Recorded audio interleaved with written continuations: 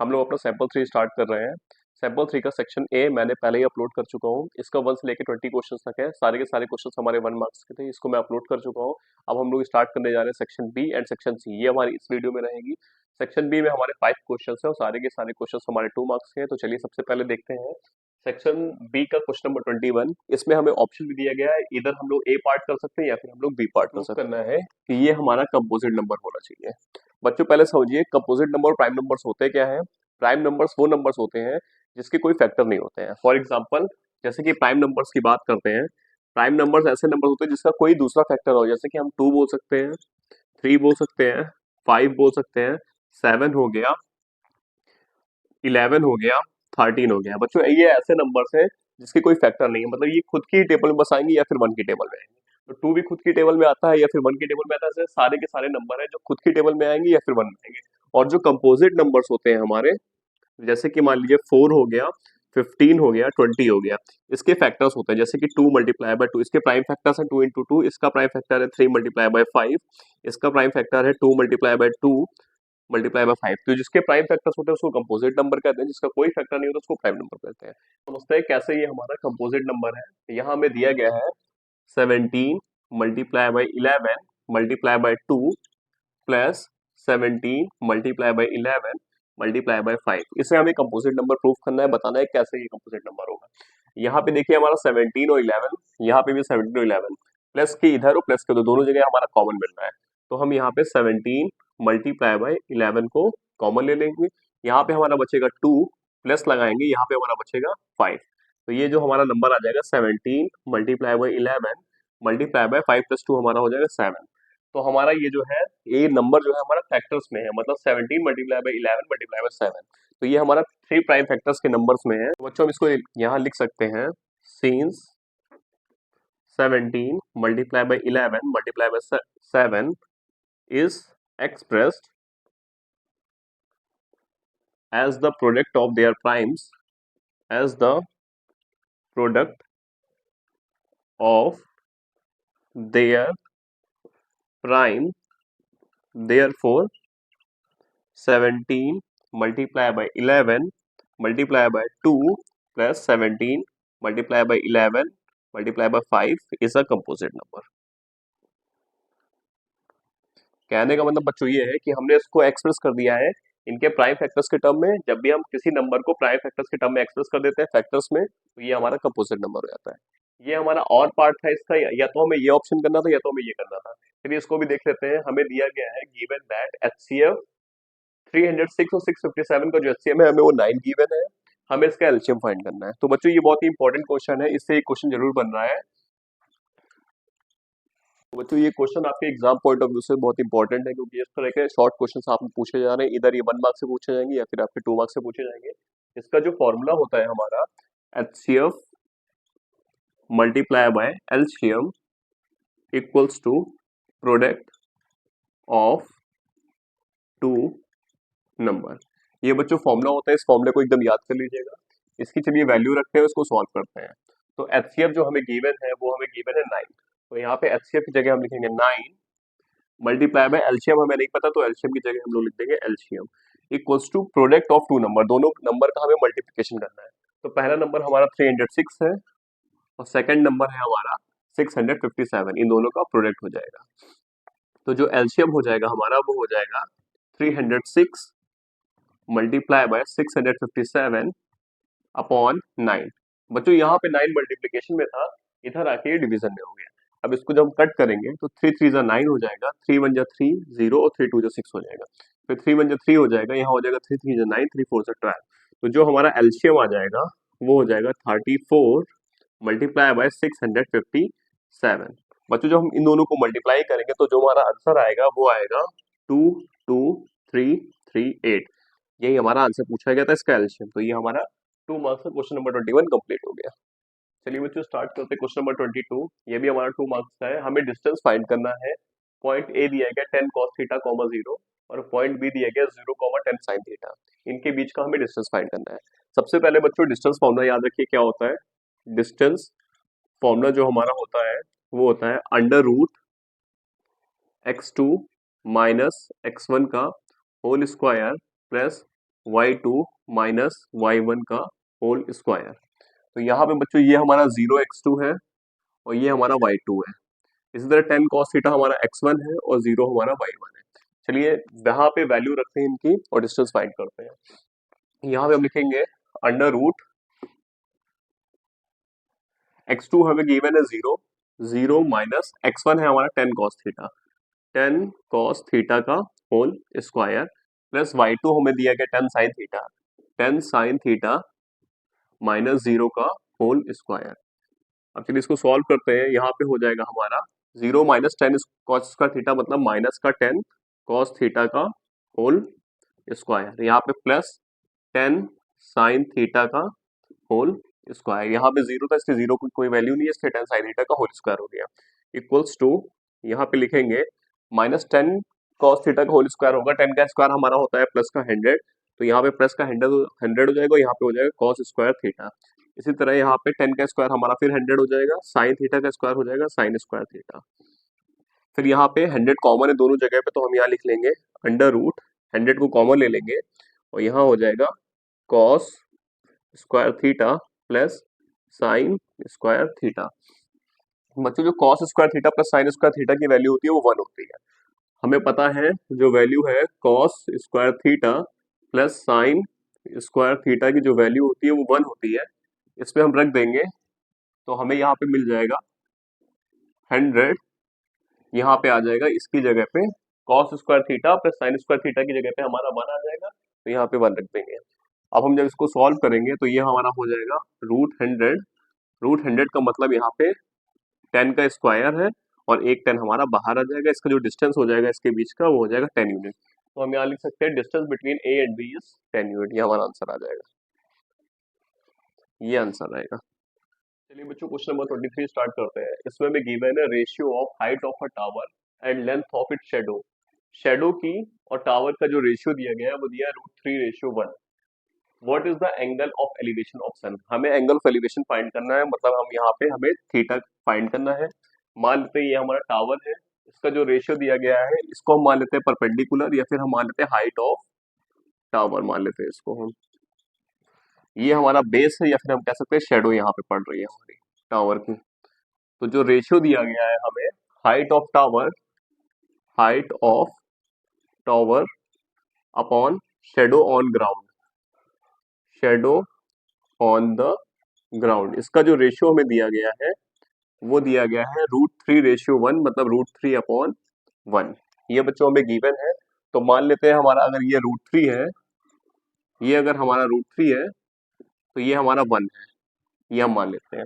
ये परपेंडिकुलर है हमारा और ये बेस है, क्योंकि थीटा हमारा जब हम ये लेंगे तो बेस ये हो जाएगा और परपेंडिकुलर हमारा ये हो जाएगा, हाइपोटेन्यूज हमारा ये हो जाएगा। तो चलिए स्टार्ट करते हैं इस क्वेश्चन को। लिखेंगे in triangle A B C, triangle A B C में जो हमारा tan थीटा होता है, tan थीटा इक्वल टू होता है perpendicular upon base. tan theta, theta हमें निकालना है तो यहाँ लिखेंगे हम फिर से tan theta equals to perpendicular हम मान लेंगे BC को और जो बेस है हमारा वो हो जाएगा AB, तो ये हो जाएगा BC अपॉन AB। जो BC का रेशियो दिया था वो हमें दिया है √3 और जो AB है वो हमारा 1 है, तो यहाँ पे हम लिख सकते हैं जो हमारा tan थीटा आ गया उसकी जो वैल्यू हो गई वो हो गई √3। बच्चों जो √3 वैल्यू होती है हमारी वो tan 60 की होती है, तो हम यहाँ लिखेंगे tan theta equals to tan 60 degree. तो थीटा की वैल्यू हमसे पूछी गई थी, तो थीटा हमारा आ जाएगा 60 डिग्री। यहाँ पे पूछा गया था what is the angle of elevation of sun, तो हम यहाँ लिख सकते हैं the angle of elevation of sun equals to 60 degree, ये आंसर आ जाएगा। क्वेश्चन नंबर 24 स्टार्ट करते हैं, जो भी हमारा 2 मार्क्स का है। ये क्वेश्चन हमारा एनसीईआरटी का क्वेश्चन है और इंपॉर्टेंट क्वेश्चन है, आ सकता है एग्जाम में। दिया गया है cottage industry produces certain number of cottage in a day. एक कॉटेज इंडस्ट्री है वो कुछ कॉटेज प्रोड्यूस कर रही है एक दिन में। ऑन अ पार्टिकुलर डे, एक किसी खास दिन में देखा गया cost of production of each article was 3 more than twice the article produce. जो कॉस्ट ऑफ प्रोडक्शन है वो 3 more than twice the article produce है, मतलब जो एक आर्टिकल का कॉस्ट है वो 3 more than twice the article produce, जितना आर्टिकल प्रोड्यूस किया गया था उससे 3 more than twice the article है। The cost of production on that day was 90 rupees. जो कॉस्ट लगा है उस दिन का प्रोडक्शन का वो ₹90 लगा है। हमें फाइंड करना है कितने आर्टिकल प्रोड्यूस हुए हैं और ईच आर्टिकल का कॉस्ट। जरा समझने की कोशिश करिएगा, इतना ज्यादा डिफिकल्ट भी क्वेश्चन नहीं है, लेकिन हाँ इंपॉर्टेंट है आप लोगों के लिए। चलिए स्टार्ट करते हैं। हम मान लेते हैं let the number of article produced in a particular day, let the number of article produced in a particular day. हम मान लेते हैं टोटल आर्टिकल जो हमारा प्रोड्यूस हुआ है वो एक्स हुआ है। फिर हम यहाँ लिखते हैं cost of each article, cost of each article. बच्चों जो हमें कॉस्ट दिया गया है वो दिया गया है 3 more than twice the article produced. Article produce हुए हैं x, twice the article produce मतलब 2x, और इसमें 3 मोर मतलब +3। ये हमारा हो जाएगा कॉस्ट ऑफ ईच आर्टिकल। फिर से समझिएगा, 3 more than twice the article produce. Article जो है वो प्रोड्यूस हुए हैं एक्स, ट्वाइस इसका करेंगे मतलब 2x हो जाएगा, और 3 मोर मतलब +3। तो ये मान लेते हैं कॉस्ट ऑफ ईच आर्टिकल हो गया। अब total cost of production on that day was ₹19। जो टोटल कॉस्ट ऑफ प्रोडक्शन था उस दिन का वो ₹90 था। मतलब एक आर्टिकल का कॉस्ट है हमारा ये। टोटल कॉस्ट ऑफ प्रोडक्शन जो हमें दिया गया है, total cost of production equals to ₹90। इसका मतलब बच्चों ये हुआ एक आर्टिकल का कॉस्ट हमारा ये है और इतने आर्टिकल प्रोड्यूस हुए हैं। कहने का मतलब ये है, मान लीजिए ये मेरा पेन है, इस एक पेन का जो कॉस्ट है मेरा वो है ₹10, और इस तरह के मेरे पास 5 पेन है। इस तरह के मेरे पास जो पेन है 5 है मेरे पास, तो 5 पेन का कॉस्ट कितना हो जाएगा? 10 को हम 5 से मल्टीप्लाई करेंगे तो हमारा ₹50 आ जाएगा। सेम यहाँ पे हमें रुपीज दिया गया है। एक आर्टिकल का कॉस्ट दिया, मान लीजिए ये एक पेन का कॉस्ट दिया गया है। एक पेन का कॉस्ट, टोटल हमारे पास पेन है वो एक्स है, तो इसको जब हम इससे मल्टीप्लाई करेंगे तो हमें टोटल नंबर ऑफ कॉस्ट हमें मिल जाएगा। तो हम यहाँ लिखेंगे x multiply by 2x plus 3 equals to ₹19। फिर से बच्चों समझिएगा, मान लेते हैं ये आर्टिकल हमारा ये पेन है, इस एक पेन का कॉस्ट हमारा 2x प्लस 3 है, और टोटल पेन हमारे पास x है। तो इन दोनों को जब हम मल्टीप्लीकेशन करेंगे तो वो हमारा 90 के इक्वल आएगा। तो हमारा x multiply by 2x plus 3 हमारा 90 के इक्वल आ जाएगा। अब इसको सॉल्व करेंगे तो यहाँ हो जाएगा x को जब 2x से करेंगे तो ये हो जाएगा 2x square plus 3x equals to 90। अब 90 को इधर बुला लेंगे तो ये हो जाएगा 2x square plus 3x minus 90 equals to 0। अब बच्चों इसका हम यहाँ पे प्राइम फैक्टराइजेशन करेंगे। 90 जब हम इसका एलसीएम लेंगे तो इसका जो फैक्टर आएगा हमारा वो हो जाएगा 2x square plus 15x minus 12x minus 90 equals to 0।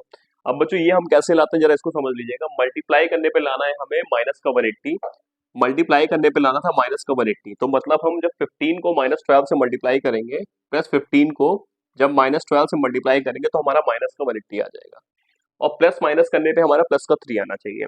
तो प्लस 15 को जब हम माइनस 12 से प्लस करेंगे तो हमारा प्लस का 3 आ जाएगा। इसी तरह हमारा ये फैक्टर बनता है। चलिए अब इसको सॉल्व करते हैं। यहाँ लिखा है 2x square plus 15x minus 12x minus 90 equals to 0। यहाँ पे हमारा x कॉमन है तो यहाँ लिख देंगे 2 प्लस 15, 2x प्लस 15। यहाँ पे माइनस 6 कॉमन हो जाएगा तो यहाँ हो जाएगा 2x प्लस 15 इक्वल्स टू 0। तो x माइनस 6 यहाँ पे हो जाएगा और 2x प्लस 15 हमारा यहाँ पे हो जाएगा, ये हमारा 0 के इक्वल आ जाएगा। तो x इक्वल टू हमारा हो जाएगा 6 और x इक्वल टू हमारा हो जाएगा, यहाँ पे ये समझिएगा जरा, 2x प्लस 15 हमारा 0 के इक्वल है, मतलब x 2x जो हमारा हो जाएगा वो माइनस 15 के इक्वल हो जाएगा और x हमारा हो जाएगा माइनस 15/2 के। तो बच्चों हमने माना था नंबर ऑफ आर्टिकल प्रोड्यूस, तो माइनस में तो आर्टिकल प्रोड्यूस हमारे हो नहीं सकते हैं, तो ये जो हमारा पूरा नंबर रहेगा इसको हम नहीं ले सकते हैं, तो हम इसको लेंगे। x हमारा 6 है, तो उस दिन हम मान लेते हैं टोटल नंबर ऑफ आर्टिकल जो प्रोड्यूस हुआ है, total number of article produced equal to 6 article हम मान लेते हैं हमारा प्रोड्यूस हुआ है, और कॉस्ट ऑफ ईच आर्टिकल हमने पूछा गया था, तो जो कॉस्ट ऑफ ईच आर्टिकल होगा, कॉस्ट ऑफ ईच आर्टिकल जो हमारा रहेगा वो है 2x प्लस 3, मतलब 2 मल्टीप्लाई बाय 6 प्लस 3। एक्स की वैल्यू हमारी 6 है इसलिए 2 मल्टीप्लाई बाय 6 प्लस 3। बोर्ड मास में पहले मल्टीप्लीकेशन करते हैं इसलिए 6 टू द 12 हो जाएगा हमारा, प्लस 3 यहाँ पे हमारा हो जाएगा 15। कॉस्ट ऑफ ईच आर्टिकल हमारा 15 रुपीज का हो गया। ये आंसर आ जाएगा बच्चों। क्वेश्चन सेक्शन बी का क्वेश्चन नंबर 25 है हमारा, ये लास्ट क्वेश्चन है। इसमें भी हमें ऑप्शन दिया गया है, या तो हमें ये पार्ट सॉल्व करना है या फिर हमें ये पार्ट सॉल्व करना है। दोनों ही पार्ट हमारे 2 मार्क्स के हैं, या तो हमें इस पे 2 मार्क्स मिलेगा या फिर इस पे मिलेगा। तो चलिए पहले स्टार्ट करते हैं इसको। हमें गिवन है डीई जो है वो पैरेलल है बीसी के, और हमें फाइंड करना है एडी की लेंथ फाइंड करनी है। बीडी हमें गिवन है, सीई हमें गिवन है और एई हमें गिवन है। बच्चों इंपॉर्टेंट क्वेश्चन है इसका, जो बेसिक प्रोपोर्शनैलिटी थ्योरम है आपकी, इससे क्वेश्चन हर सैंपल पेपर में आपको एक मिलेगा। इसको आप बिल्कुल पढ़ लीजिएगा, बहुत इंपॉर्टेंट है ये आपके लिए।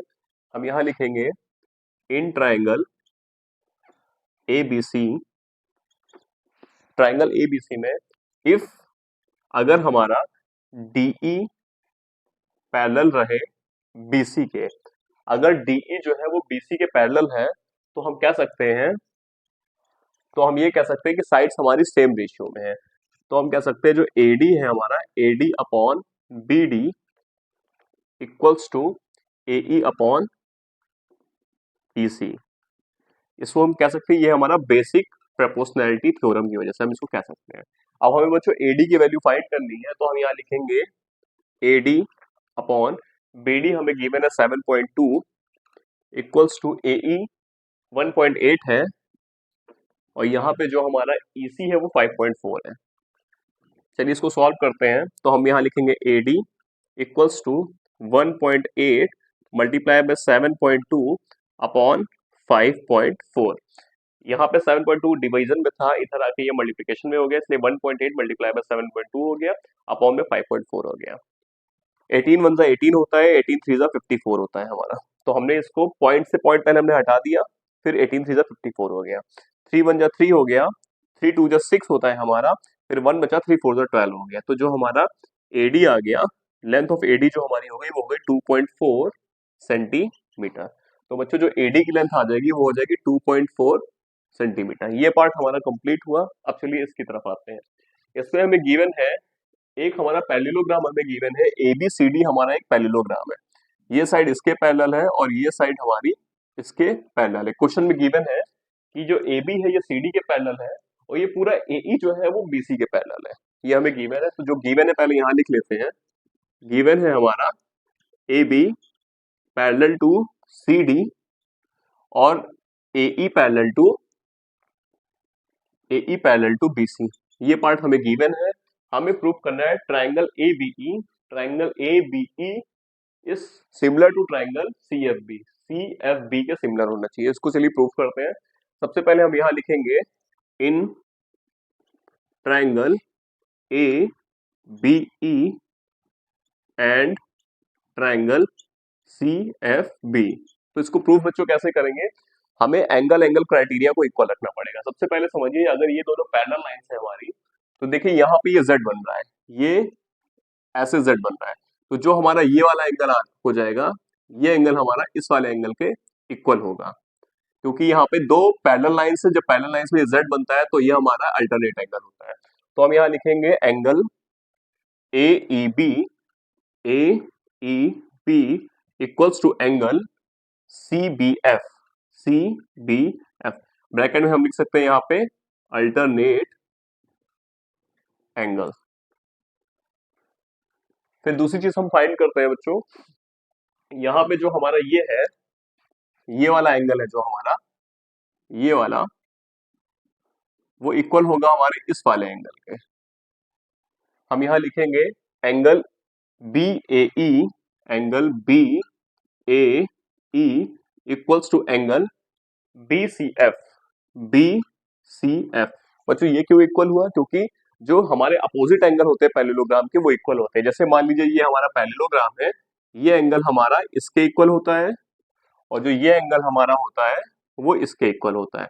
इसीलिए ये हमारा पैरेललोग्राम था, इसलिए एंगल A हमारा एंगल C के इक्वल होगा। यहाँ पे हम लिखेंगे opposite angle of parallelogram are equal. तो हमने दो चीजें प्रूव कर दी, दो एंगल प्रूव कर लिए। हम यहाँ लिख सकते हैं therefore triangle ABE is similar to triangle CFB। B by angle criteria. ये बच्चों हमारा क्वेश्चन प्रूव हो गया है। सेक्शन बी हमारा पूरा कंप्लीट हुआ है। चलिए अब स्टार्ट करते हैं सेक्शन सी हम लोग, जो कि हमारे 3 मार्क्स के क्वेश्चन है। बच्चों सैंपल पेपर 3 का सेक्शन ए और सेक्शन बी हम लोग कंप्लीट कर चुके हैं। अब सेक्शन सी स्टार्ट करने जा रहे हैं। इसमें सारे क्वेश्चन हमारे 3 मार्क्स के हैं। सबसे पहले क्वेश्चन नंबर 26 है हमारा। इसमें दिया गया है find the ratio in which line x minus three y equal to zero. Line की इक्वेशन दी गई है हमारी x minus three y equal to zero divides the line segment joining the points. एक लाइन सेगमेंट है जो दो point को मिलकर बन रहा है -2, 5 ये ए पॉइंट है और 6, 3 ये हमारा बी पॉइंट है। Find the coordinates at the point of intersection. Point of intersection के हमें कोऑर्डिनेट फाइंड करने हैं। जरा क्वेश्चन समझिए। ये हमारे दो लाइन सेगमेंट के पॉइंट्स हैं, -2, -5 ए है और बी है हमारा 6, 3। इसको डिवाइड करिए हमारी एक लाइन। जो लाइन की इक्वेशन है वो दी गई है x minus three y equal to zero. हमें यहाँ पे x और y की वैल्यू फाइंड करनी है। इस पॉइंट पे हमें ओ पॉइंट पे x और y की वैल्यू फाइंड करनी है। डिवाइड करिए मतलब किसी रेशियो में डिवाइड करिए। तो हम मान लेते हैं जो रेशियो में डिवाइड कर रही है यहाँ पे ये k रेशियो 1 में डिवाइड कर रही है, हम इसको मान लेते हैं। तो हम यहाँ लिखेंगे, क्या हम लिख सकते हैं, let the line divides the points a and b in ratio k ratio 1। हम मान लिए हैं कि इन दोनों पॉइंट्स को ये लाइन k रेशियो 1 में डिवाइड कर रही है। हमने माना है ये पॉइंट हमारा a है और ये पॉइंट हमारा b है, इसको k रेशियो 1 में डिवाइड कर रही है। तो हम यहाँ पे सेक्शन फॉर्मूला अप्लाई करेंगे। सेक्शन फॉर्मूला यहाँ पे लिखेंगे अप्लाइंग सेक्शन फॉर्मूला। तो हमारा जो फॉर्मूला होता है वो होता है यहाँ पे m1 x2 plus m2 x1 upon m1 plus m2। ये हमारा x के लिए होता है और जो y के लिए होता है वो होता है m1 y2 plus m2 y1 upon m1 plus m2। ये हमारा y के लिए होता है। तो चलिए हमने जो m1 है हमारा वो k है, जो m2 है हमारा वो 1 है। अब चलिए हम इसको स्टार्ट करते हैं, अप्लाई करते हैं। जो हमारे पॉइंट्स दिए गए हैं वो है -2, -5 और जो बी पॉइंट है हमारा वो है 6, 3 और जो रेशियो है हमारा वो है k रेशियो 1। तो इसको इसमें अप्लाई करेंगे। तो जब हम x के लिए फाइंड करेंगे तो हम क्या लिखेंगे, m1 x2 मतलब k multiply by 6 plus m2 x1 मतलब 1 multiply by -2 upon k plus 1। ये हमारा x के लिए हो जाएगा। और जब y के लिए लिखेंगे तो हम लिखेंगे फिर से m1 y2 मतलब 3 multiply by k plus m2 y1 मतलब 1 मल्टीप्लाई बाय -5 अपॉन फिर से k प्लस 1। ये हमारा y के लिए हो जाएगा। इसको जब सिंप्लीफाई करेंगे तो यहाँ 6k ये हो जाएगा 6k -2 upon k plus 1 comma 3k -5 upon k plus 1। ये बच्चों x के लिए हो जाएगा, ये हो जाएगा y के लिए। अब हम यहाँ पे जो हमें लाइन की इक्वेशन दी गई है वो x minus three y equal to zero दी गई है। अब ये हमारा x का कोऑर्डिनेट है और ये y का कोऑर्डिनेट है और जो हमें लाइन की इक्वेशन दी गई है x minus three y equals to zero, इस कोऑर्डिनेट को हम इसमें रख देंगे। जो x की वैल्यू है वो हमारी है 6k -2 अपॉन k प्लस 1 -3 और जो y का पॉइंट है हमारा वो है 3k -5 upon k plus 1 equals to ये हमारा जीरो के बराबर है। अब इसको सिंप्लीफाई करेंगे, यहाँ लिखेंगे 6k -2 फिर यहाँ पे upon k plus 1 minus 9k 3 3 9 हो जाएगा -3 और 3 को मल्टीप्लाई करेंगे तो -9k हो जाएगा। इस माइनस को इस 5 से करेंगे तो plus 3 5 15 plus 15 upon k plus 1 equals to ये भी हमारा जीरो के इक्वल आएगा। फिर हम यहाँ लिखेंगे 6k -2 -9k plus 15 upon k plus 1। हमारा डिनोमिनेटर सेम था, इसलिए हमने इस पूरे टर्म को एक साथ कर लिया और डिनोमिनेटर में k+1 कर लिया। ये भी हमारा 0 के इक्वल आ जाएगा। 6k माइनस 9k होता है हमारा माइनस का 3k, -2 + 15 यहाँ पे हो जाएगा हमारा प्लस का 13। ये k+1 बच्चों यहाँ पे डिवाइड में था, इधर इसको मल्टीप्लाई में भेज देंगे तो ये 0 के इक्वल हो जाएगा, तो ये भी हमारा आ जाएगा 0। तो यहाँ हम लिख देंगे -3k इक्वल्स टू माइनस का 13, ये माइनस से माइनस कट जाएगा तो जो k हमारा आ जाएगा वो हो जाएगा 13/3। तो जो बच्चों k का रेशियो हमारा आ गया वो हो गया k/1 हमारा जो हो गया वो हो गया 13/3। ये हमारा रेशियो आ गया, या फिर जो k की वैल्यू हमारी आ गई वो हो गई 13/3। अब बच्चों k की वैल्यू हम x के लिए अगर निकालेंगे, x की हमें कोऑर्डिनेट फाइंड करना है तो k की वैल्यू हम यहाँ पे रखेंगे, तो हमें गिवन है 6k - 2/k+1। ये हमें x का कोऑर्डिनेट है हमारा, इसको हम सॉल्व कैसे करेंगे, यहाँ लिखेंगे 6 मल्टीप्लाई बाय k की वैल्यू है हमारी 13/3, यहाँ लिखेंगे 13/3 -2/k+1 मतलब 13/3 +1। तो यहाँ हमारा हो जाएगा 3 1 जा 3, 3 2 जा 6, 13 2 जा होता है हमारा 26, 26 - 2/13 +3/3। यहाँ पे हमने एलसीएम ले लिया तो 13, यहाँ पे 3 आ गया अपॉन 3 हो गया, तो यहाँ पे हो जाएगा हमारा 24/16, फिर यहाँ पे 3।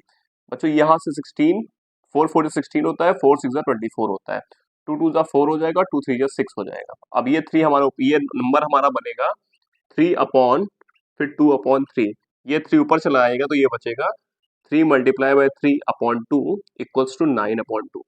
जो हमारा x का कोऑर्डिनेट यहाँ पे आ गया वो हो गया 9/2। इसी तरह हमें y का कोऑर्डिनेट फाइंड करना है, चलिए यहाँ पे y का कोऑर्डिनेट फाइंड करते हैं।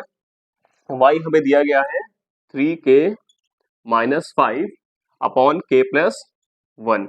तो यहाँ पे हमें k की वैल्यू फिर से हम 13/3 रखेंगे, यहाँ लिखेंगे 3 मल्टीप्लाई बाय 13/3 -5/13/3 +1।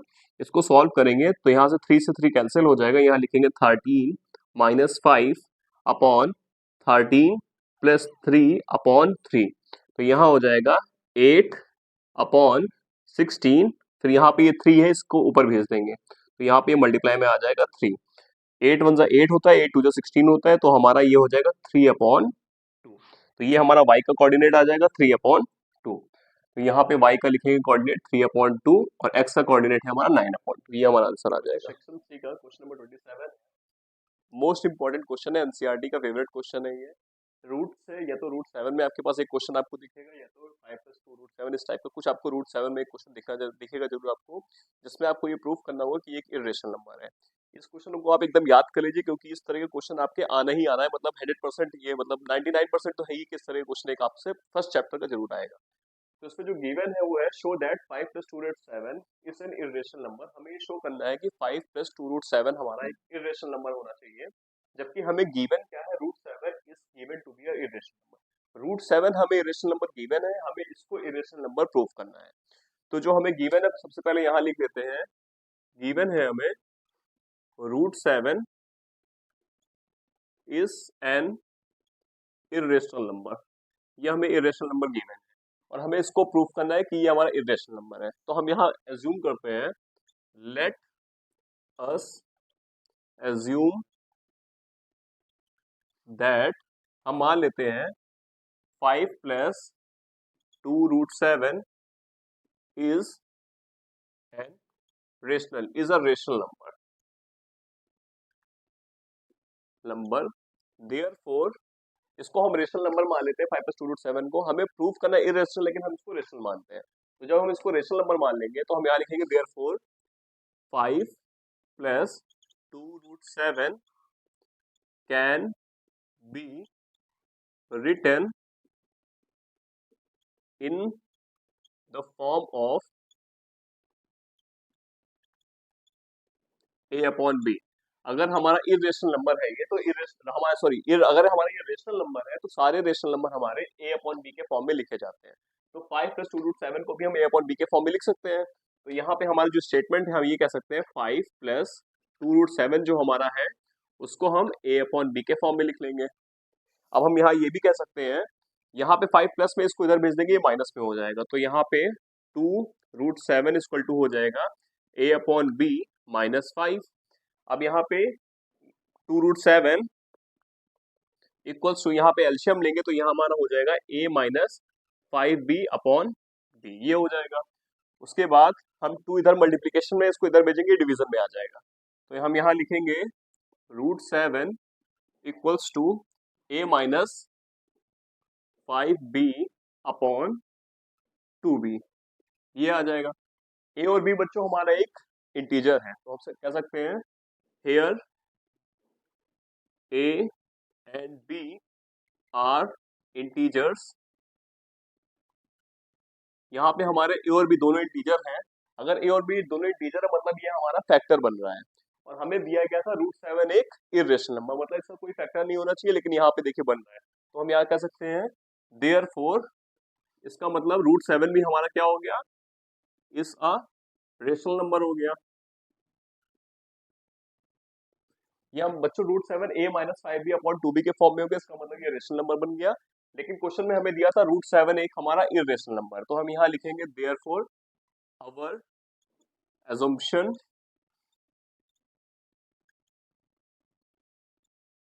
is wrong, जो हमने एज्यूम किया है वो गलत एज्यूम किया है, and 5 plus 2√7 is an irrational number, ये हमारा एक इर्रेशनल नंबर है।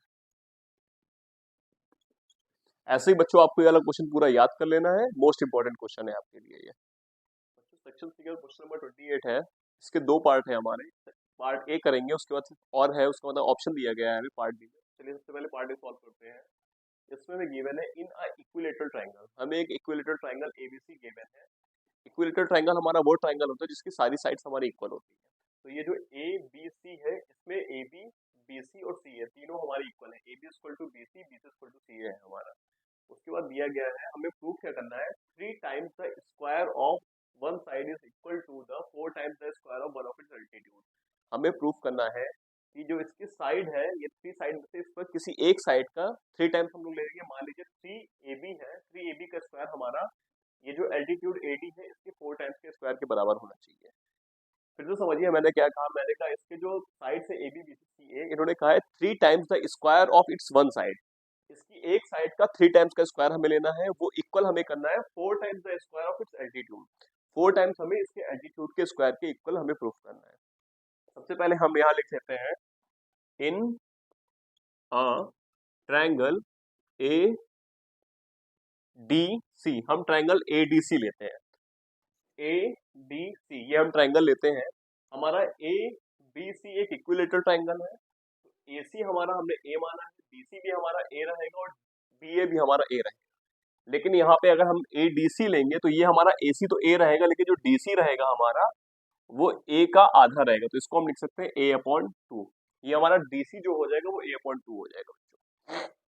यहाँ पे हम लिखेंगे ये हमारा 90 डिग्री, क्योंकि ये एल्टीट्यूड है हमारा, तो हम यहाँ लिखेंगे AC का स्क्वायर इक्वल्स टू AD का स्क्वायर प्लस DC का स्क्वायर, AD का स्क्वायर प्लस DC का स्क्वायर।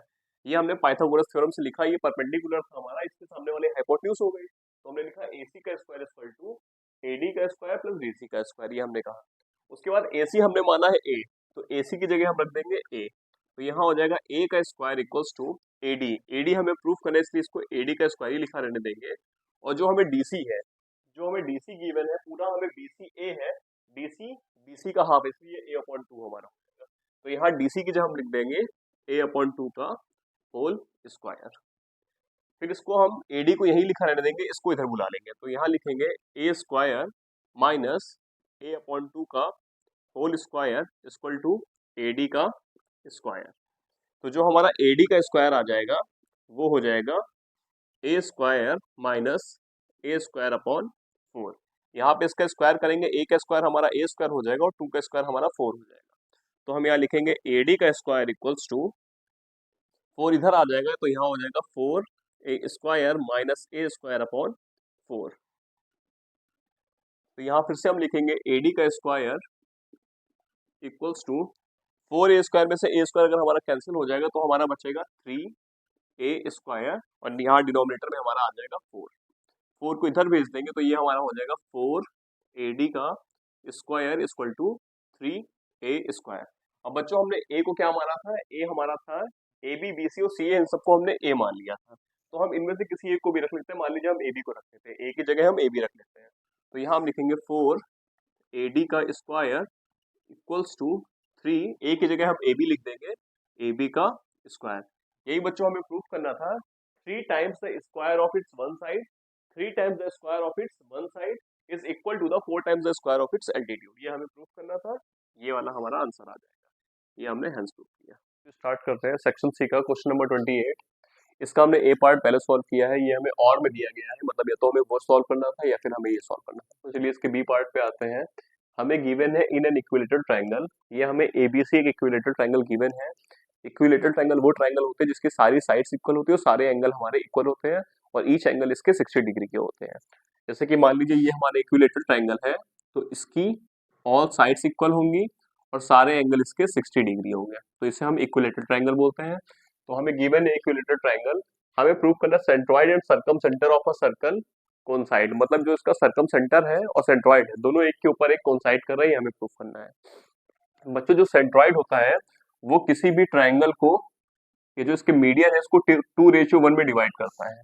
तो जैसे हमने मान लिया जी हमारा सेंट्रॉइड है, तो AG अपॉन जो GD होगा हमारा वो 2:1 होगा। इसी तरह हमने मान लिया जी अगर सेंट्रॉइड है तो BG अपॉन जो GE होगा वो भी 2:1 होगा। और अगर हमने मान लिया है FC हमारा सेंट्रॉइड है तो FG अपॉन जो GC होगा वो हमारा 2:1 रहेगा हमारा। तो पहले हमें बताना है कि सेंट्रॉइड और सर्कम सेंटर दोनों एक ही जगह पे लाई करना है, कोइंसाइड करना है, ये हमें प्रूफ करना है। तो चलिए कंस्ट्रक्ट करते हैं। Construct AD BE and CF are the medians of the triangle।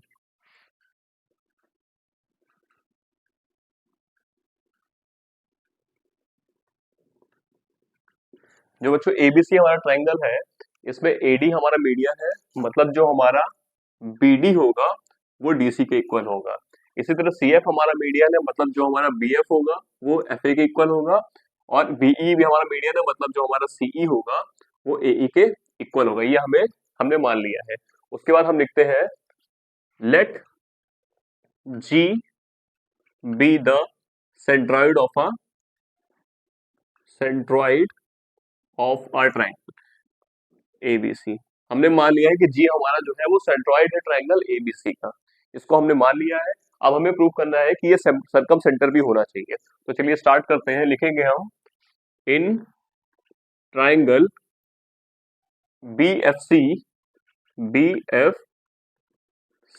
And triangle BEC, हम दो ट्रायंगल लेते हैं, एक हमने लिया है BFC ये वाला ट्रायंगल और एक हमने लिया है BEC। जरा ये समझिएगा, ये जो हमारा ये वाला एंगल होगा वो इस वाले एंगल के हमारा इक्वल होगा, क्योंकि सारे एंगल हमारे इक्विलेटरल ट्रायंगल के 60 डिग्री होते हैं। तो एंगल FBC जो रहेगा वो एंगल ECB के इक्वल रहेगा। उसके बाद जो BF है हमारा वो CE के इक्वल रहेगा। क्यों इक्वल रहेगा, क्योंकि ये समझिए जरा, AB हमारी इक्विलेटरल ट्रायंगल की साइड है, अगर ये पूरी 10 सेंटीमीटर है और F हमारा इसका मीडियन है, तो जो BF होगा वो 5 सेंटीमीटर होगा। अब इसी तरह यहाँ पे AB अगर 10 है, इसका आधा 5 होगा। इसी तरह हमारा CA भी 10 है, क्योंकि इक्विलेटरल ट्रायंगल इसका भी आधा हमारा CE वो भी 5 रहेगा। तो यहाँ पे हम लिखेंगे BF equals to CE mid point of equilateral triangle. Equilateral triangle के ये हमारे मिड पॉइंट्स हैं। नेक्स्ट हम लिख सकते हैं angle FBC equals to angle ECB। क्योंकि बच्चों 60 डिग्री होते हैं सारे के सारे एंगल्स, हमारे इक्विलेटरल एंगल भी हमारा 60 डिग्री होगा। हम यहाँ लिख सकते हैं BC जो है हमारा वो BC के इक्वल होगा, ये हमारा कॉमन हो गया।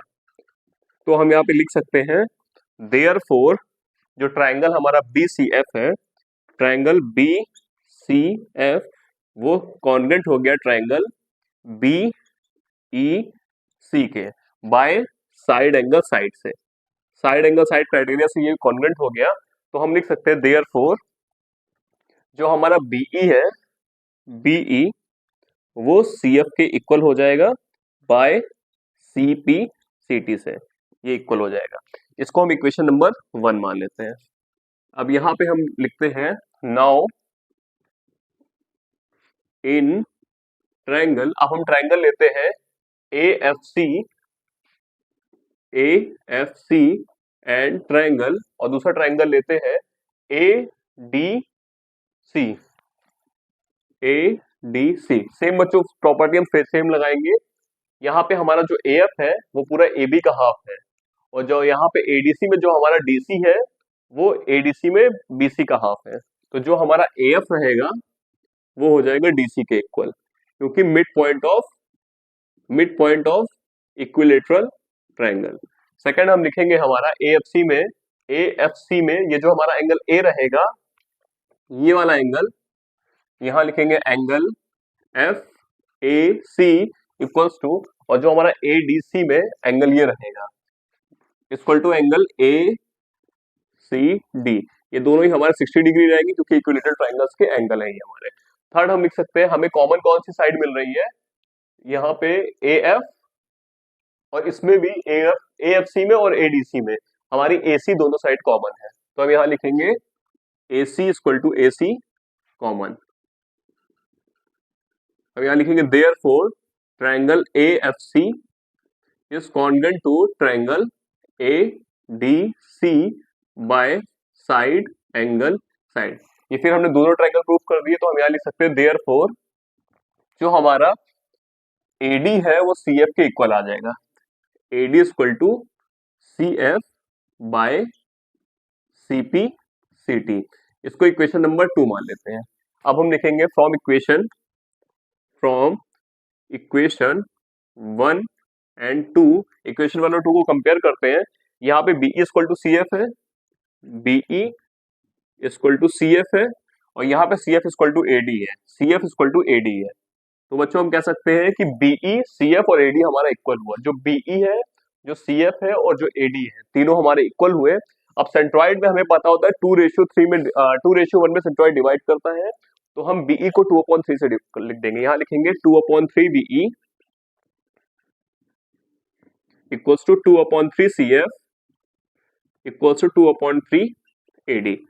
बच्चों सेंट्रॉइड हमारा जो था वो 2:1 में डिवाइड करता है, तो यहाँ पे हम 2/3 बीई जो होगा हमारा, ये जैसे मान लीजिए पूरा बीई है हमारा, तो इसका जो 2:3 होगा, मतलब 2/3 इसका पार्ट होगा वो बीजी होगा, तो यहाँ पे बीई में आ जाएगा बीजी, यहाँ पे आ जाएगा। इसी तरह सी एफ हमारा पूरा, सी एफ यहाँ से यहाँ तक है, 2:1 है, तो जो इसका 2/3 पार्ट होगा वो हो जाएगा सी जी, तो यहाँ पे हम लिख देंगे सी जी इक्वल टू एडी में आता है ये 2:1 पार्ट है, तो जो 2/3 पार्ट होगा उसका हो जाएगा एजी, तो यहाँ लिख देंगे एजी। तो बच्चों हम कह सकते हैं जब बीजी सीजी और एजी हमारा इक्वल है, बीजी सीजी और एजी हमारा इक्वल है, तो हम यहाँ लिख सकते हैं G is the equal distance from all the vertices, जो वर्टिसेस ए बी सी है उसके इक्वल डिस्टेंस पे हमारा जी है, ए बी सी। देयरफॉर हम कह सकते हैं G is the circumcentre of the circle, G is the circumcentre of circle. G हमारा सर्कम सेंटर हो गया सर्कल का, और ये हमारा सेंट्रॉइड पहले से ही था। देयरफॉर हम यहाँ लिख सकते हैं centroid and circumcentre of a circle are coincide, centroid and circumcentre of circle coincide. ये बच्चों हमारा आंसर आ जाएगा। बच्चों स्टार्ट करते हैं सेक्शन सी का क्वेश्चन नंबर 29।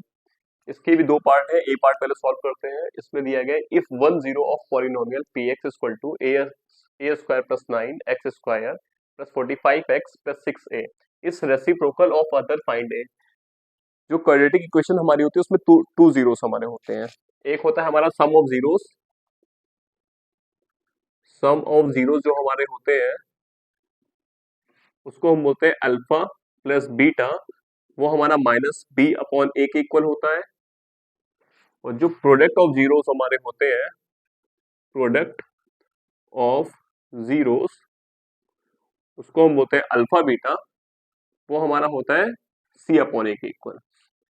तो हमें बच्चों दिया गया है इसमें एक जो जीरो है वो दूसरे जीरो का रेसिप्रोकल है। हम मान लेते हैं इफ 1 0 इस अल्फा, अगर हम पहले को अल्फा मान लेते हैं, सो द अदर जो हमारा दूसरा जीरो होगा, जीरो विल बी, वो हमारा होगा 1 अपॉन अल्फा के इक्वल। क्योंकि एक हमारा अल्फा है, दूसरा इसका रेसिप्रोकल है, रेसिप्रोकल मतलब इसका 1 अपॉन अल्फा हम कर देंगे। तो ये हमारे दो जीरोस आ गए।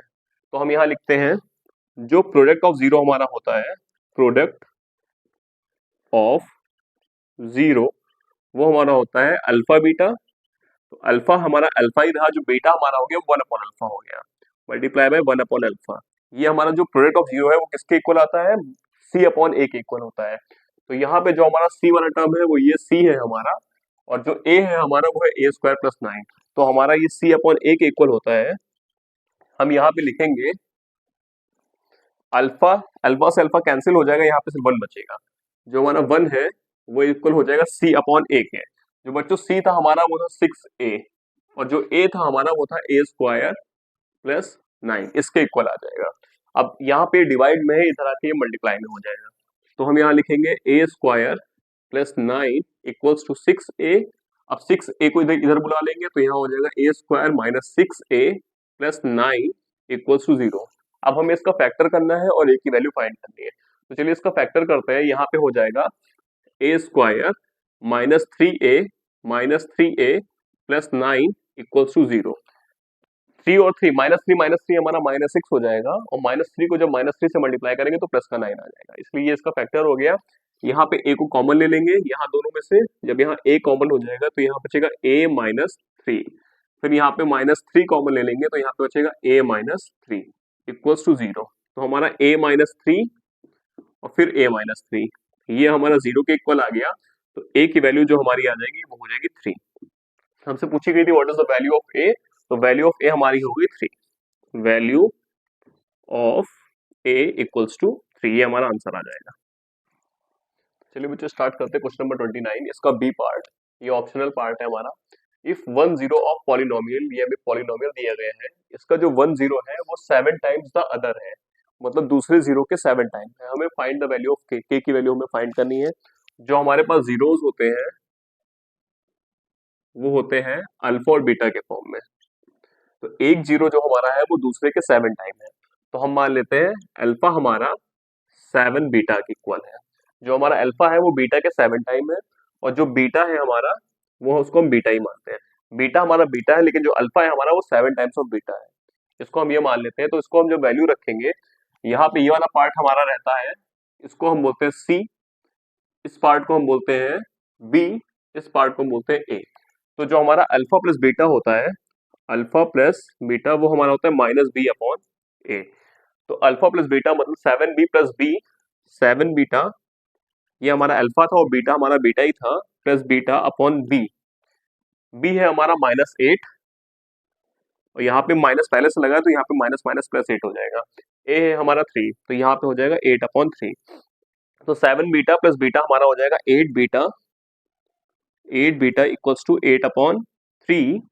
8 से 8 कैंसिल हो जाएगा, तो जो बीटा की वैल्यू आ जाएगी, बीटा इक्वल टू हो जाएगा हमारा 1 अपॉन 3। ये बीटा की वैल्यू आ गई। अब हमको फाइंड करना है अल्फा हमारा क्या होगा। तो जो अल्फा हमारा हो जाएगा वो हो जाएगा 7 बीटा के, तो 7 मल्टीप्लाई बाय बीटा। तो अल्फा हमारा हो जाएगा 7 मल्टीप्लाई बाय बीटा की वैल्यू 1/3 है, यहाँ पे 1/3 रख देंगे। तो जो अल्फा आ जाएगा वो हो जाएगा 7/3। अल्फा हमारा हो गया 7/3, और जो बीटा हमने निकाला है वो हमारा था 1/3। हमें फाइंड करना है वैल्यू ऑफ के। तो चलिए के की वैल्यू फाइंड करते हैं। जो हमारा अल्फा बीटा होता है, अल्फा बीटा मतलब जो प्रोडक्ट ऑफ जीरो हमारे होते हैं वो होता है सी अपॉन ए। जो प्रोडक्ट ऑफ जीरो होता है वो सी अपॉन ए होता है। अल्फा बीटा की वैल्यू रखेंगे, अल्फा हमारा है 7/3 और बीटा है हमारा 1/3। ये हमारा सी अपॉन ए के इक्वल हो जाएगा। सी है हमारा ये वाला पार्ट 2k प्लस 1, सी की जगह रखेंगे हम 2k प्लस 1, और ए जो है हमारा वो है 3, यहाँ पे लिख देंगे 3। तो यहाँ हो जाएगा 7/9 इक्वल्स टू 2k प्लस 1/3। 3 1 3 होता है, 3 3 हमारा हो जाएगा 9। तो जो हमारा 7/3 है वो इक्वल हो जाएगा 2k प्लस 1k। तो जो 2k हमारा हो जाएगा वो हो जाएगा 1 को इधर भेजेंगे तो यहाँ हो जाएगा 7/3 माइनस 1। तो 2k जो हमारा हो जाएगा वो हो जाएगा, यहाँ पे एलसीएम लेंगे तो 7 - 3/3, जो 2k की वैल्यू आ जाएगी वो हो जाएगी 4/3, और जो k हो जाएगा वो हो जाएगा 4/3। इधर ये मल्टीप्लीकेशन में, इधर ये डिवीजन में आ जाएगा, 2 1 2 2 2 4। तो जो k की वैल्यू आ जाएगी वो हो जाएगी 2/3। यही हमसे पूछा गया था। चलिए स्टार्ट करते हैं क्वेश्चन नंबर 30 सेक्शन सी का। हमें गिवन है cos sec theta minus sin theta equal to a cube, sec theta minus cos theta equal to b cube. हमें प्रूव करना है a स्क्वायर b स्क्वायर फिर ब्रैकेट में a square plus b square equal to 1। हमें LHS को 1 के equal prove करना है। तो सबसे पहले ये समझिए, हमें जो गिवन है cosec theta minus sin theta वो a क्यूब के इक्वल है।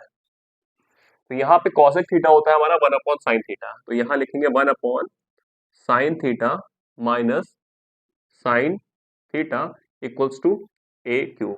अब यहाँ पे इसका एलसीएम लेंगे तो यहाँ पे sin थीटा का स्क्वायर हो जाएगा, यहाँ पे लिखेंगे 1 माइनस, ये इधर आ जाएगा तो ये हो जाएगा sin square theta upon sin theta equals to a cube. बच्चों जो हमारा cos स्क्वायर थीटा का फॉर्मूला होता है, cos स्क्वायर थीटा जो होता है वो होता है 1 माइनस sin स्क्वायर थीटा। तो यहाँ पे हम 1 माइनस साइन स्क्वायर थीटा की जगह cos स्क्वायर थीटा रख देंगे, तो यहाँ रखेंगे cos square theta upon sine theta equals to a cube. a cube की वैल्यू हमारी ये आ गई, तो जो हमारा a आ जाएगा, जो a होगा हमारा वो होगा cos स्क्वायर थीटा की पावर 1/3 अपॉन साइन थीटा की पावर 1/3। ये कैसे आया, यहाँ पे a क्यूब था, यहाँ से जब क्यूब हटेगा तो यहाँ पे 1/3 में पावर आ जाएगी इसकी भी, और 1/3 में पावर आ जाएगी इसकी भी। अब चलिए सिमिलरली हम इसकी वैल्यू फाइंड करते हैं b की। यहाँ हम लिखेंगे sec theta minus cos theta equals to, हमें गिवन है b क्यूब।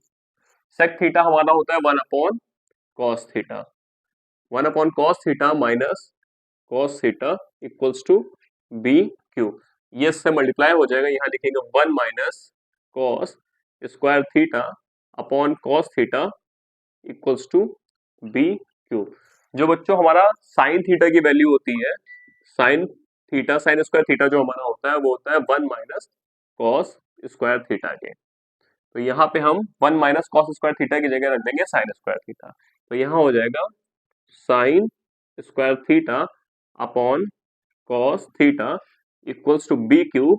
तो जो हमारी b की वैल्यू आ जाएगी वो हो जाएगी sin स्क्वायर थीटा की पावर 1/3 और cos थीटा की पावर 1/3। हमने a और b की वैल्यू फाइंड कर ली है, अब हम बस हमें इक्वेशन में रखना है और वैल्यू फाइंड करनी है। ये हमारी a की वैल्यू आ गई, ये हमारी b की वैल्यू आ गई। जो हमें गिवन है वो है a square b square a square plus b square equal to 1, ये हमें लेना है। तो पहले हम LHS लिखते हैं, a स्क्वायर मतलब हमें इसका स्क्वायर करना है, तो यहाँ हम लिखेंगे cos square theta upon sine theta, इसकी होल पावर थी 1/3 लेकिन स्क्वायर है तो यहाँ पे हो जाएगी 2/3। इस पूरे की पावर 1/3 थी, स्क्वायर किया तो इसकी जगह पे 1 की जगह पे 2/3 आ गया। सिमिलरली हमारा b स्क्वायर हमें लिखना है, जो b है हमारा वो है sine square theta upon cos theta, sine square theta upon cos theta. इसकी पावर भी 1/3 थी ऊपर नीचे, तो यहाँ पे स्क्वायर करेंगे तो यहाँ पे भी 2/3 आ जाएगी।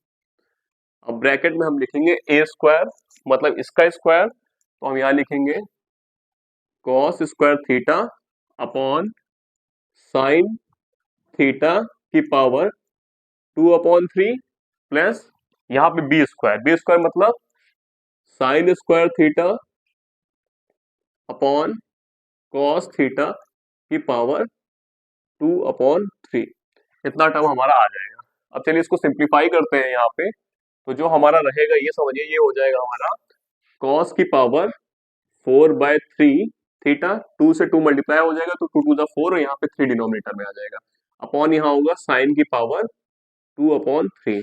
फिर यहाँ पे लिखेंगे साइन की पावर 4/3, 2 टू ज़ा 4 और 3 डिनोमिनेटर में, अपॉन हो जाएगा यहाँ पे कॉस की पावर 2/3 थीटा। ब्रैकेट में हमारा आ जाएगा, यहाँ पे लिखेंगे कॉस की पावर 4/3 अपॉन साइन की पावर 2/3, फिर उसके बाद प्लस साइन की पावर 4/3 अपॉन कॉस की पावर 2/3, ये आ जाएगा। अब जरा समझिएगा, कॉस की पावर 4/3 है, इसमें माइनस करेंगे कॉस की पावर 2/3, जैसे कि कॉस की पावर 4/3 में माइनस करेंगे 2/3, तो जो कॉस की पावर आ जाएगी वो 4 माइनस 2 हमारा हो जाएगा 2, तो यहाँ पे 2/3 आ जाएगा। तो ये दोनों जब हम सिंप्लीफाई करेंगे तो यहाँ आ जाएगा हमारा कॉस की पावर 2/3 थीटा। इस तरह यहाँ पे हमारा 4/3 में जब 2/3 इधर साइन में माइनस करेंगे तो साइन की पावर भी हमारी हो जाएगी 2/3 थीटा। इतना टर्म हमारा सॉल्व होने के बाद ये आया है, यहाँ पे हम लिखते हैं, इसको एलसीएम ले लेंगे, इसको इधर भेज देंगे, इसको इधर भेज देंगे, मल्टीप्लाई कर देंगे। तो cos की पावर 4/3 है, इसको cos की पावर 2/3 से जब हम मल्टीप्लाई करेंगे, cos की पावर 4/3 को cos की पावर जब हम 2/3 से मल्टीप्लाई करेंगे तो यहाँ हो जाएगा हमारा cos की पावर 4/3 प्लस 2/3, तो ये हमारा हो जाएगा cos की पावर 4 प्लस 2 हमारा हो जाएगा 6/3। इसी तरह यहाँ पे लिखेंगे cos की पावर 6/3 थीटा, प्लस यहाँ पे हो जाएगा साइन की पावर 6/3 थीटा अपॉन साइन की पावर 2/3 थीटा, कॉस की पावर 2/3 थीटा। यहाँ पे कॉस की पावर 2/3 थीटा है, यहाँ पे कॉस की पावर 2/3 थीटा, ये और ये कैंसिल हो जाएगा और ये हमारा कैंसिल हो जाएगा। तो जो हमारे पास बचेगा वो बचेगा कॉस की पावर 6/3 थीटा प्लस साइन की पावर 6/3 थीटा। जो बच्चों 6/3 है, 6/3 का मतलब हो जाएगा ये 2, तो यहाँ पे हो जाएगा cos square theta plus sine square theta. जो बच्चों cos square theta plus sine square theta की वैल्यू होती है वो होती है 1, तो यहाँ पे आ गया 1, हमने एलएचएस लिया, हमारा आरएचएस 1 आ गया, तो हम यहाँ लिख सकते हैं LHS equal to RHS equals to 1 hence proof, ये हमारा आंसर आ गया। चलिए स्टार्ट करते हैं सेक्शन सी का क्वेश्चन नंबर 31। ये लास्ट क्वेश्चन है सेक्शन सी का। इसमें गिवन है length of a minute hand of a clock is 5 centimetre. ये जो मिनट हैंड है इसकी लेंथ दी गई है हमें 5 सेंटीमीटर। टाइम पीरियड इसमें दिया गया 6:05। ये मान लीजिए आर हैंड है, ये हमारी रेड वाली मिनट हैंड है। 6:05 से लेके 6:40 के बीच में इसने टाइम कवर किया है। इसी का हमें एरिया फाइंड करना है, मतलब ये जो हमें ये टोटल एरिया हमें फाइंड करना है। तो ये हमारा एरिया ऑफ सेक्टर होता है। पहले समझिए, इसमें एरिया ऑफ सेक्टर निकालने के लिए हमें ये थीटा फाइंड करना पड़ेगा। इस थीटा की वैल्यू क्या होगी, उस थीटा को हम लोग कैसे निकालेंगे। ये जो हमारी क्लॉक होती है यहाँ पे, इसमें 60 मिनट्स होते हैं हमारे। जो 60 मिनट होता है वो 1 मिनट यहाँ से स्टार्ट होके पूरा 60 मिनट जब आती है तो यहीं पे खत्म होता है। तो जो हमारा हम कह सकते हैं इन अ क्लॉक 60 मिनट कवर्स, जो बच्चों 60 मिनट हमारे कवर करता है उसमें कितने डिग्री होता है, 360 डिग्री कवर करता है 60 मिनट हमारा। यहाँ से लेके यहीं से स्टार्ट होता है, फिर पूरा 360 रोटेशन के बाद हमारा जब यहाँ पे 12 पे वापस आती है तो हमारे 60 मिनट कंप्लीट हो जाते हैं, मतलब 60 मिनट हमारा 360 डिग्री को कवर करता है। तो 1 मिनट कितने डिग्री को कवर करेगा, 1 मिनट कवर्स 360 अपॉन 60 डिग्री को कवर करेगा। तो जब हम 0 से 0 को कैंसिल कर देंगे, 6 × 6 6 6 36 आ जाएगा। तो जो 1 मिनट हमारा आ जाएगा, 1 मिनट इक्वल्स टू हो जाएगा हमारा 6 डिग्री के इक्वल हो जाएगा। तो हमें फाइंड करना है, 6:05 होता था, उसके बाद 6:40 हुआ है, इसके बीच की डिग्री हमें फाइंड करनी है। सबसे पहले हम मिनट निकालेंगे। 640 में से हमें माइनस करना है 5, तो जो इसके बीच का हमारा मिनट आएगा वो आएगा 35 मिनट। टोटल इसने कितने मिनट कवर किया, 35 मिनट कवर किया है। 1 मिनट हमारा इक्वल होता है 6 डिग्री के, तो 35 मिनट हमारा हो जाएगा 35 minute equals to 6 multiply by 35। तो 35 मिनट का हम लोग निकालेंगे, 35 मिनट में कितने डिग्री हमारे होंगे, तो यहाँ पे 6 5 30, यहाँ पे 3 आया, 6 3 18 प्लस 3 21, 210 डिग्री हमारा हो जाएगा। जो थीटा हमारा बना है वो हो जाएगा 210 डिग्री। तो हमें इसी का एरिया फाइंड करना है, तो यहाँ पे हम लिखेंगे एरिया ऑफ सेक्टर। हमें एरिया ऑफ सेक्टर का फॉर्मूला पता है, इसको हम मान लेते हैं पॉइंट ए, इसको हम मान लेते हैं ओ, इसको हम मान लेते हैं बी। तो area of sector A O B जो हम है ये वाला सेक्टर का जो हम एरिया निकालेंगे तो हमारा हो जाएगा theta upon 360 pi R square. तो जो बच्चों हमें थीटा की वैल्यू हमने निकाली वो 210 आ गई है, तो थीटा की जगह रख देंगे 210 अपॉन 360 मल्टीप्लाई बाय पाई। पाई की वैल्यू रखेंगे 22/7 और आर हमें गिवन है 5 सेंटीमीटर। 5 multiply by 5। अब यहाँ पे 0 से 0 कैंसिल हो जाएगा, 7 1 जा 7 हो जाएगा, 7 3 जा 21 हो जाएगा, फिर 3 1 जा 3 हो जाएगा, 3 1 जा 3, 3 2 जा 6 हो जाएगा। अब 2 से कट करेंगे, 2 6 जा 12 हो जाएगा, यहाँ पे आ जाएगा 11। तो ये हमारा आ जाएगा 11 मल्टीप्लाई बाय 5 5 जा 25 अपॉन 6 आ जाएगा। तो जब हम इसको सॉल्व करेंगे 25 को जब हम 11 से मल्टीप्लाई करेंगे तो हमारा आ जाएगा 275 आ जाएगा अपॉन 6 आ जाएगा। अब जब इसको सिंप्लीफाई करेंगे हम तो ये हमारा हो जाएगा 6 4 24 बचा यहाँ पे 3, इसको दे दिया 6 5 30, 45 होल 5/6 इतना डिग्री हमारा आंसर आ जाएगा। तो जो हमारे क्लॉक ने एरिया कवर किया है 6:05 से लेकर 6:40 तक वो हमारा आ जाएगा 40 इतना एरिया हमारा कवर हुआ है। 45 whole 5/6 unit square area cover किया है इसमें, ये हमारा आंसर आ जाएगा। बच्चों सैंपल पेपर 3 का section A, section B and section C हम लोग कंप्लीट कर चुके हैं। अब हम लोग सेक्शन डी स्टार्ट करेंगे, लेकिन हमारा जो सेक्शन ए है वो एक सेपरेट वीडियो में हमने अपलोड किया है। Section B and section C हमारी इसकी अलग वीडियो जाएगी, आप इसको देखिएगा। और सेक्शन डी और सेक्शन ई हम अपनी नेक्स्ट वीडियो में डालेंगे। तो अभी के लिए आप हमारा सेक्शन बी और सेक्शन सी देखिए, जो कि हमारा पार्ट 2 में रहेगा। पार्ट 1 में हमारा सेक्शन ए है और जो पार्ट 3 आएगा उसमें सेक्शन डी और ई रहेगा। अगर आपको कोई क्वेश्चन में डाउट हो तो आप मुझे कमेंट सेक्शन में बताइएगा, मैं उसको सॉल्व करके आपको समझाने की कोशिश करूंगा। थैंक यू बच्चों।